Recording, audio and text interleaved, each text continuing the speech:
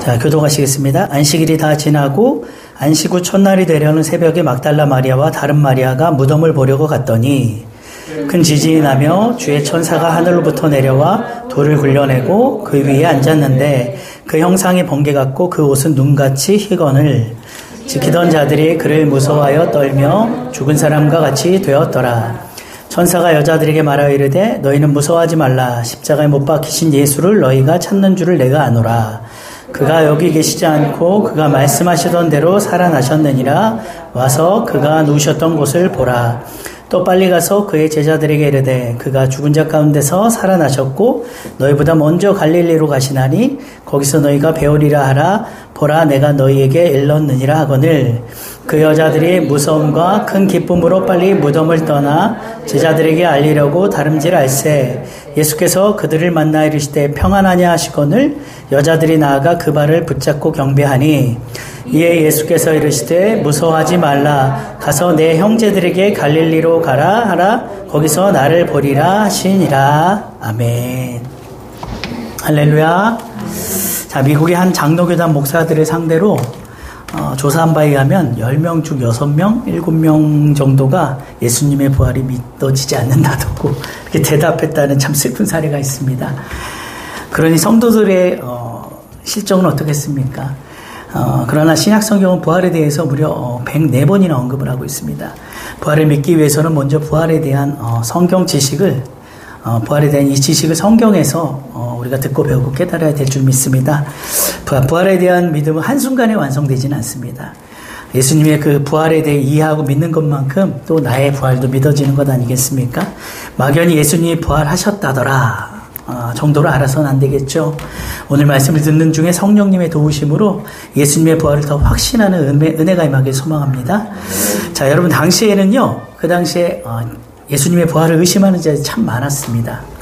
어떤 사람들이 예수님이 실제 죽은 것이 아니라 가사 상태에 있다가 다시 살아났다고 하는 기적설을 주장하고요. 또 어떤 사람들은 제자들이 예수님의 시체를 도적질에 간 후에 거짓 선전하는 것이라고 하는 또 도둑설을 주장하기도 했고요. 또 마리아가 새벽이라 무덤을 잘못 찾아갔다고 하는 무덤 오인설을 또 주장하기도 했고, 제자들이 본 것이 환상이었다라고 주장하는 사람들도 있었고요. 그리고 입에서 입으로 전해지다가 이게 그냥 지어진 이야기다라고 주장하는 그런 사람들도 있었습니다. 참 설득력이 너무나도 없는 황당한 주장들이 아닐 수가 없죠. 여러분, 예수님의 부활은요, 명백한 진실임을 여러분 꼭 믿으시기 바랍니다. 예수님의 부활의 중요성은 이 기독교 신앙에서 절대적인 위치를 차지하고 있기 때문에, 또 기독교 신앙은 예수님의 부활에서 출발한다고 해도 과언이 아닐 정도입니다. 한마디로 예수님의 부활이 없으셨다면 기독교는 존재할 수가 없는 거죠. 그래서 기독교를 부활의 종교라고 하는 겁니다. 우리를 생명 없는 종교로 또 생명 없는 자들로 두지 아니하시고 이렇게 기독교인으로 부르시고 살아가게 하시는 것이 진정 축복임을 믿으시기 바랍니다. 자, 1절을 보면요, 마태는 예수님의 부활이 일어난 시기를 정확히 안식 후 첫날이라 이렇게 제시함으로써 먼저는 이 일이 허구가 아니라 역사적 사건임을 분명히 하고 있습니다. 자, 그런데 여기서 한 가지 의문점은 예수님이 왜 안식일이 아닌 안식 후 첫날에 부활하셨냐는 것입니다. 물론 금요일에 죽으셨기 때문에 사흘 만에 다시 살아나리라 하신 말씀대로라면 유대인의 안식일이 토요일이니까 계산상으로 안식일이 지난 다음 날 부활하신 것이 맞죠. 여러분, 예수님께서 안식일에 부활하셨으면은 왠지 안식일과 부활이 더 완성된 그림으로 이렇게 보이지 않습니까? 그런데 예수님의 십자가는 유대인들만의 구원뿐 아니라 이방을 비롯한 인류의 구원을 다 포함하기 때문에, 인류의 구원까지도 포함하기 때문에 유대인의 안식일이 지난 첫날에 부활한 것이라 할 수 있는 거죠. 이것은 마치 하나님께서 천지 창조를 하시고 첫날에 빛을 창조하셨잖아요. 그러고 나서 이제 꼭 그런 것처럼 이제 예수님의 부활로 이방에서 첫날에 이 태양이 떠오르고 새 시대가 열린 것을 의미하는 것이라고도 할 수가 있는 것입니다. 우리 기독교의 태동은요, 예수님의 안식 후 첫날의 부활로부터 시작되었음을 알 수 있습니다. 그래서 우리는 안식일을 지키는 것이 아니라 주님이 부활하신 부활하신 날을 기념해서 주일로 지키고 이렇게 또 예배하는 것이죠. 안식이라면 생각나는 이단이 있어요. 제7일 안식교라고 들어보셨죠? 자, 안식이라면은 제7일 이 안식교가 저는 꼭 그렇게 생각이 나던데, 그런데 1980년대에 이 엔돌핀 건강 강좌로 한국 사회에 아주 선풍적인 인기를 끌었던 이상구 박사님이 이 제7일 안식교에 아주 독실한 신자셨어요. 무려 35년간을 거기에 몸담고 계시면서 이렇게 안식일 교회를 섬기셨죠. 그리고 나서 2018년도 2년 전에 대략 한 2018년 12월 정도 2년 전에 드디어 이제 이걸 개종이라 해야 될지 탈퇴라 할지 아무튼 안식일교도 기독교로 하면 탈퇴가 되겠죠. 탈퇴해서 이제 기독교 우리 이제 정통교회로 이제 들어오셨어요. 박사님의 이 간증을 들어보니까 수십 년간 예수를 믿은 것이 아니라 내가 율법을 믿었다 이렇게 고백하시더라고요. 그리고 안식교는 토요일이 이제 주일이라고 주장하고 안식일을 지켜야 한다고 이 율법적인 신앙생활을 강조해서 이 박사님의 신앙생활이요 전혀 기쁨이 없었다 하더라고요. 35년간 별 기쁨이 없이 그냥 의무적으로 신앙생활을 하셨다고 하더라고요. 그래서 자신 때문에 안식교에 들어간 사람, 얼마나 영향력이 컸던 분입니까? 그래서 자신 때문에 안식교에 들어간 사람들에게 자기가 책임감을 느끼고 그들이 만약 다른 교회 갔더라면 복음을 똑바로 알고 참된 확신 속에서 살았을 텐데 참 너무 죄송하다고 그렇게 고개 숙여 사죄하는 그런 모습을 보았습니다. 여러분 거듭 말씀드리지만 우리는 안식일을 지키는 것이 아니라 안식 후 첫날 곧 주님의 이 부활하신 날을 지키는 것을 믿으시기 바랍니다. 그리고 안식 후 첫날이 되려는 새벽에라고 표현한 것은 시간적으로 아직 새벽 미명이라고 볼 수가 있는데요. 이것은 곧 아직 부활의 비밀이 드러나지 않은 때임을 암시하고 있는 거예요. 즉 예수님께서 부활하시기 전의 상태는 죄와 사망 권세로 압제하고 있는 이 사탄의 세력에 의해서 세상이 아직 어두운 상태에 있다라는 것을 말하고 있는 거죠. 여러분 우리가 흔히 예수님 부활, 누구 부활이라고 합니까? 내 부활이라고 신앙 고백하지 않습니까? 이것은 곧 죄와 사망의 어둠을 뚫고 예수 그리스도의 태양이 내 안에 떠올랐음을 의미하는 것입니다. 더 이상 사탄 마귀로 인해서 죄와 사망의 종노릇을 하지 않고 오직 예수 그리스도로 인해 생명 안에서 왕노릇을 하는 것이죠. 즉 생명이 사망을 이긴 승리의 사건, 생명이 사망을 이긴 승리의 사건이 바로 부활입니다. 그래서 예수님 부활이 내 부활이 되면 무엇이 넘치겠습니까? 기쁨이 넘치죠. 승리이기 때문에. 물론 장차 종말에 있을 우리의 부활은요, 영적 부활만을 의미하는 것은 아니에요. 몸의 부활까지 함께 일어나는 전인적인 부활임을 여러분 또한 믿으시기 바랍니다. 자, 두려움과 슬픔 가운데 문을 걸어 잠가 놓고 지내는 이 제자들에게 부활의 주님이 나타났을 때 이 제자들이 기쁨이 충만했습니다. 슬픔과 체념 가운데 엠마오로 가는 이 제자들이 부활의 주님을 만났을 때 또한 기쁨이 충만해졌어요. 회의와 의심으로 가득 찬 이 도마가 부활의 주님을 만나게 되었을 때 또한 기쁨이 충만해졌습니다. 이처럼 안식 후 첫날 주님의 부활이 여러분의 부활이 되셔서 어떠한 상황 속에서도 늘 기쁨이 넘치시는 삶을 사시길 축복합니다.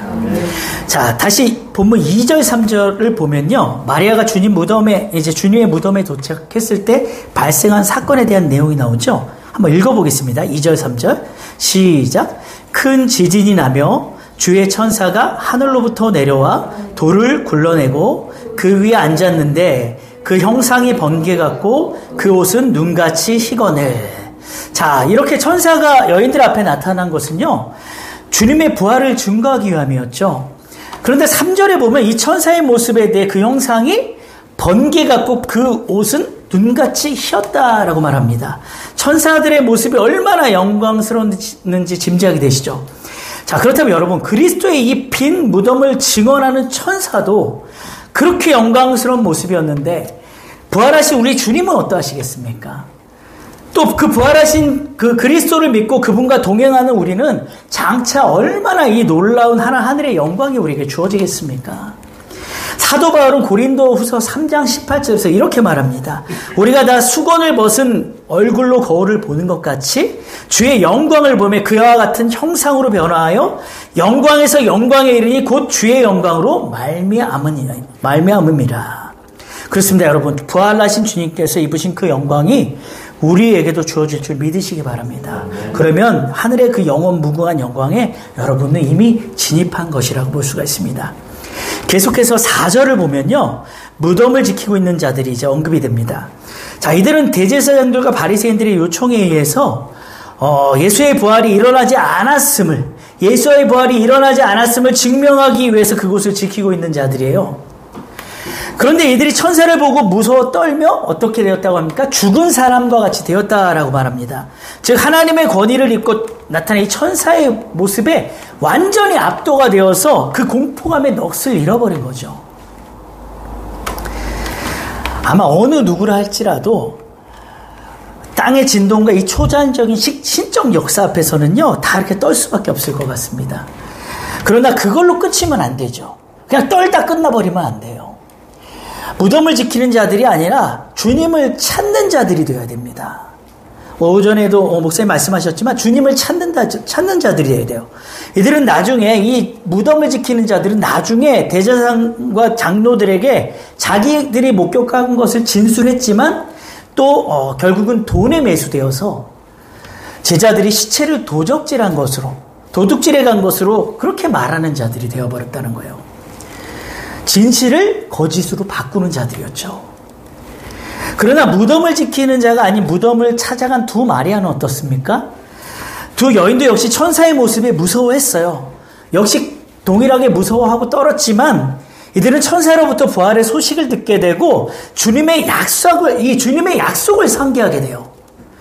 똑같은 광경을 보고도 한 무리는 두려워 떨다가 거짓을 말하는 자들이 되어버렸고, 한 무리는 두려움이 변하여 기쁨이 되고 부활의 소식, 곧 진실을 말하는 자들이 되었다는 거예요. 다 같이 한번 5절 한번 읽어보겠습니다. 5절 시작. 천사가 여자들에게 말하 이르되 너희는 무서워하지 말라. 십자가에 못 박이신 예수를 너희가 찾는 줄을 내가 아노라. 자, 그런데 여러분, 여기서 우리가 정말로 중요한 사실 한 가지를 깨달아야 돼요. 지금 여자들이 무덤에 누굴 찾으러 갔습니까? 십자가에 못 박히신 예수죠. 자, 참으로 그들은 주님을 너무나도 사랑했어요. 이 두 여인이. 특히 막달라 마리아는 자신의 눈물과 머리카락으로 예수님의 발을 씻겨드리고 향유값께서 예수님의 장례를 예비했던 자입니다. 그뿐 아니라 십자가를 지고 골고다로 향하여 올라가신 그 주님을 계속해서 쫓아갔고, 제자들 다 도망가고 주님 곁에 없었는데 끝까지 십자가 밑에서 주님 곁을 지켰던 여인이 바로 막달라 마리아 아닙니까? 또 이때도 지금 오늘 이 본문에도 보면 주님의 시신에 향품을 바르기 위해서 날이 밝기도 전에 이렇게 부랴부랴 무덤을 찾아온 거예요. 그러나 그렇게 주님을 사랑하고 주님을 위해 헌신했지만 그럼에도 불구하고 단 한 가지, 부활에 대한 믿음만은 갖지 못했다라는 거예요. 그들이 주님의 무덤을 찾아온 것은 잘한 일이죠. 무덤까지 찾아온 것은 너무나 잘한 일이에요. 그러나 그것이 주님의 부활을 확인하는 차원에서 했어야 하는 것이지 주님의 시신을 찾기 위한 것이 되어서는 안 되었다는 겁니다. 주님의 부활을 확인해야죠. 그렇지, 역시 부활하셨구나, 주님. 말씀하신 대로 부활하셨구나. 이 믿음이 되어야 되는데 시체를 찾으러 갔다는 거예요. 시체. 천사의 증언이 말해주는 것처럼 두 여인은 죽은 자 가운데서 주님을 찾은 거예요. 즉 그들은 주님께서 생전에 당시 3일 만에 부활하실 것이라고 수차례 말씀했음에도 불구하고 그 말씀을 믿지 못하고 주님이 여전히 죽은 자 가운데 있는 줄로 알았던 것입니다. 그래서 누가복음 24장 5절에 보면 천사들이 여인들을 향해 어찌하여 산 자를 죽은 자 가운데서 찾느냐고 책망하신 것을 볼 수가 있습니다. 여러분, 십자가에서 못 박히신 예수를 목격한 자들은요, 이제 부활하신 주님을 찾아야 하는 것입니다. 아직도 십자가에 못 박히신 예수를 찾으면 어떡합니까? 그것은 말씀을 전혀 믿지 않는 신앙이 되어버려요. 우리가 교회에서 충성 봉사하고 헌신하는 일도 너무 아름답고 마땅히 칭찬받아야 할 그러한 일입니다. 그러나 한 가지 그거보다 더 중요하고 선행되어져야 할 일은 말씀을 믿어야 한다는 거예요. 하나님의 말씀을 믿는 신앙이 되어야 된다는 겁니다. 여러분, 말씀을 아는 것과 믿는 것은 분명히 다릅니다. 두 마리아가 이 부활의 말씀을 듣지 못했습니까? 말씀을 몰랐던 자들입니까? 그렇지 않아요. 말씀을 믿지 않아서 시신을 찾으러 간 거예요. 부활의 말씀을 믿지 않았다는 거예요. 그래서 우리도 정말 내 자신의 우리 신앙을 점검해 봐야 되는데요. 내가 말씀을 알고 있는 것인지 아니면 정말 마음속에서부터 믿고 있는 것인지를 정확하게 아주 냉정하게 내 자신을 돌아볼 필요가 있습니다. 우리가 지금 부활의 말씀을 기록된 성경을 통해 보고 있기 때문에 믿는 것이에요. 성경에 나와 있잖아요. 기록되어 있어요. 그렇기 때문에 우리가 믿기가 아주 좋습니다. 그러나 우리가 당시의 여자들 입장이었으면, 당시의 제자들 입장이었으면요, 과연 우리도 그 부활의 말씀을 믿기가 그렇게 쉬웠겠냐는 거죠. 가장 믿기 어려웠던 교리가 부활의 교리예요. 여러분, 어느 정도 현실 가능성이 있는 말씀이라면 그나마 조금 믿어질 수도 있을 것 같아요. 그런데 부활과 같이 우리의 상식을 초월하는 말씀은 믿기가 쉽지가 않아요. 듣기는 해도 믿어지지는 않는다는 거죠. 그래서 우리가 이 여인들이나 제자들 보고 저 주님이 저렇게 자주 말씀을 하셨는데, 저렇게 강조하셨는데 왜 저걸 안 믿지? 이렇게 우리가 생각이 들잖아요. 우리는 그게 지금 성경에 기록되어 있어서 믿는 거라니까요. 그 당시에 우리가 사람들이었으면 우리도 안 믿어져요, 잘 그것이. 그래서 부활하신 주님이 의심하는 도마에게 찾아가셔서 뭐라고 말씀하십니까? 자신의 부활을 확인시켜 주시고는 보지 않고 믿는 믿음이 더 복되다 말씀하시는 거예요. 즉, 이건 무엇을 강조한 겁니까? 말씀을 듣고 믿는 신앙이 복되다는 거예요. 그 말씀 이루어지고 믿는 거는 사실 엄밀히 말하면 그거 누가 못합니까? 다 이루어진 사실 믿는 거. 그러나 말씀하실 때 믿는 신앙이 진짜 성숙한 신앙이에요. 그것은 그분 자체를 믿는 거예요. 그냥 하나님 자체를 믿는 거예요. 그러니까 내 상식선하고 상관이 없어요. 말씀을 그냥 그대로 믿는 신앙이기 때문에 그것이 복되다는 거예요. 여러분, 주님을 정말로 사랑하시는 분들이시라면 말씀을 아는 것에 머물지 마시고 꼭 믿는 분들이 되시길 축복합니다. 자, 그래서 십자가에 못 박혀 죽으신 그 주님을 믿으신다면 이제 부활하신 주님을 만나시길 축복합니다. 자, 6절에 보면요, 천사는 무덤에서 주님의 시신을 찾는 이 여인들을 향해서 그가 여기 계시지 않다 이렇게 말합니다. 이러한 천사의 증언은 여인들에게 일순간 충격으로 다가왔을 거예요. 그들의 슬픔이 더욱 크게 밀려왔을 것입니다. 주님이 죽으신 것도 슬픈 일인데 시신까지 잃어버렸으니 얼마나 이 슬픔이 컸겠습니까? 그러나 슬픔은 그들에게 곧 가장 큰 기쁨으로 바뀝니다. 언제 그 슬픔이 기쁨으로 바뀌게 됩니까? 기쁨으로 바뀌게 됩니까? 그 다음 천사의 증언 때문이에요. 뭐라고 말하냐면 그가 말씀하시던 대로 살아나셨느니라. 즉 예수님의 시체만 찾고 있던 그들에게 드디어 부활의 소식이 들려옵니다. 예수님이 평소에 하셨던 부활의 말씀이 천사의 입을 통해 재확인되는 순간이에요. 이제 생각이 나는 거예요. 야, 예수님 맞아. 우리에게 그런 말씀 하셨지. 부활하신다고 말씀하셨지. 이제 천사의 말을 통해서 이들 속에서 재확인이 되는 거죠. 여러분, 뭐니 해도요, 우리의 신앙은 말씀으로 회복되는 겁니다. 우리가 잃어버렸던 약속의 말씀을 찾게 될 때에, 우리가 그동안 잃어버렸던, 생각하지 못한, 주님이 예전에 다 말씀하셨는데, 나에게 다 말씀하셨는데, 우리가 다 그거 잃어버리고 살았는데, 어느 순간 그 말씀을 내가 찾게 될 때에, 우리의 신앙이 회복이 되고, 그 말씀이 생각나고 깨달아질 때에 우리의 신앙이 회복되는 겁니다. 여러분, 시험 들었다가 회복될 때 보세요. 어떻게 회복됩니까? 다 말씀으로 회복되세요. 가만히 생각해보면. 저도 그렇고요. 저도 참 신앙생활 하면서 관계로 힘들고 돈 때문에 힘들고 여러 가지 환경 때문에 힘들 때 항상 제가 어떻게 회복되었나를 돌아보면 말씀으로 회복이 되더라고요. 하나님이 하셨던 말씀으로. 그래서 여러분, 그리스도인은요, 말씀에 은혜 받고 기쁜 거죠. 다른 세상적인 것으로 기쁜 게 아니에요. 말씀이 자꾸 생각나고 깨달아지면은 주님과 더 가까워지고 있는 신호입니다. 자, 7절을 보면 천사가 이제는 더 구체적으로 부활하신 주님이 갈릴리로 가셨다고 그렇게 전해줍니다. 이 또한 주님이 십자가 지시기 전에 제자들에게 내가 살아난 후에 너희보다 먼저 갈릴리로 가리라 하셨던 그 말씀이잖아요. 자, 그렇다면 주님은요, 부활하신 후에 왜 갈릴리로 가셨을까요?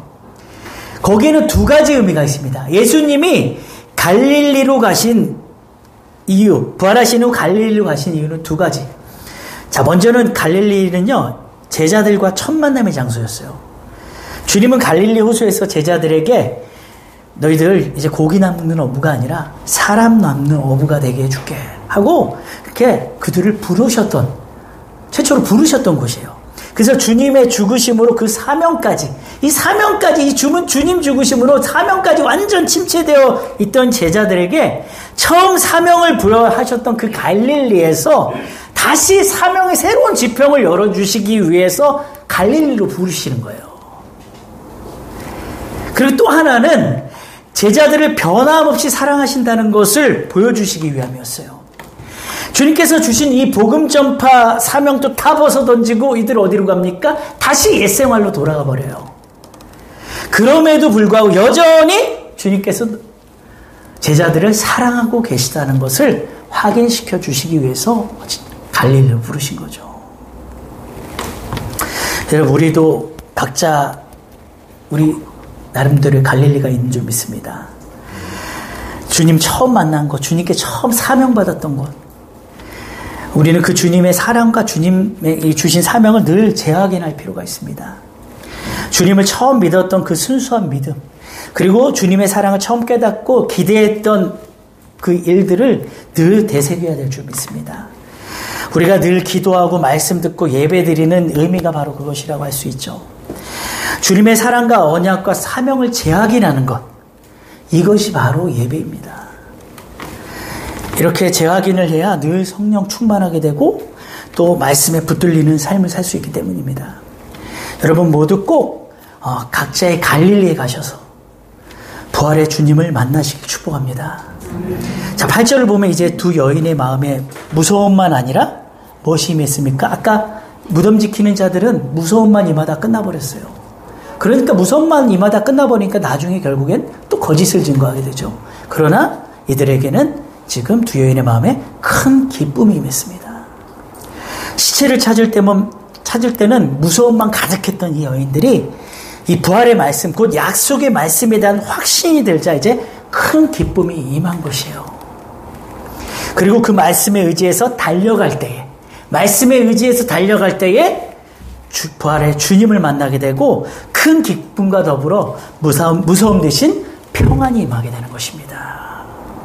그러니까 결국은 말씀으로 인해서 큰 기쁨이 생기고 부활의 주님, 그 말씀 의지해서 부활의 주님 만나게 되니까 모든 두려움 사라지고 평안이 임하게 되는 거죠. 이제 말씀을 맺겠습니다. 여러분, 그리스도인은요, 하나님의 약속을 믿고 사는 사람들이죠. 하나님은 계획하시고 말씀하시고 또 약속한 대로 이루어 가십니다. 세례 요한이 광야에서 회개 세례를 선포할 때는요, 이제 곧 오실 메시아에 대해서 하나님이 포커스를 맞추고 계셨어요. 또 예수님이 공생의 사역 마치시고 십자가에 죽으신 다음 무덤에 장사되었을 때는요, 하나님의 포커스는요, 예수님의 부활에 맞춰져 있는 겁니다. 이처럼 하나님은 사랑하는 자들에게는 장래의 비밀들을 다 미리 오픈해 주셔요. 즉 따로 불러놓고 앞으로 이제 이런 일들이 일어나게 될 거야, 너희들에게 이런 일들이 일어나게 될 거야, 여러 번에 걸쳐 알려주십니다. 그런데 사람들은 그걸 잘 잊어버리죠. 저와 여러분도 잘 잊어버려요. 말씀은 이미 저만치 가고 있는데 우리는 이 현실이라는 장벽에 막혀서 말씀을 따라가지를 못해요. 말씀과 동행이 잘 되지 않을 때가 있어요.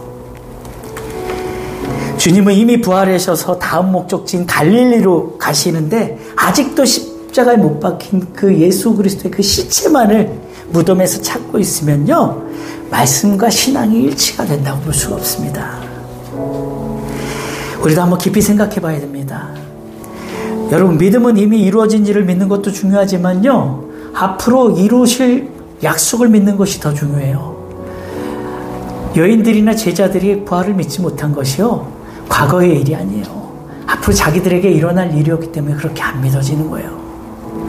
우리도 마찬가지겠죠. 이제 하나님의 계획은요, 재림이라는 것을 향해서 정말 이 재림이라는 것에 포커스를 맞추시고 막바지를 향해 달려가고 계시고 있을 거예요. 나의 신앙은 과연 어느 지점에 있는지, 우리가 말씀과 늘 동행하고 있는지, 아니면 말씀과 동떨어진 삶을 살아가고 있는지 우리 자신 한번 점검해 볼 필요가 있습니다. 십자가에 못 박힌 주님을 만나셨습니까? 이제 부활하신 주님을 만나시기 바랍니다. 그리고 이제 다시 오실 주님 앞에 여러분 서시길 예수님의 이름으로 축원합니다. 우리 살아계신 후렴만 느리게 부르시고 기도하시겠습니다.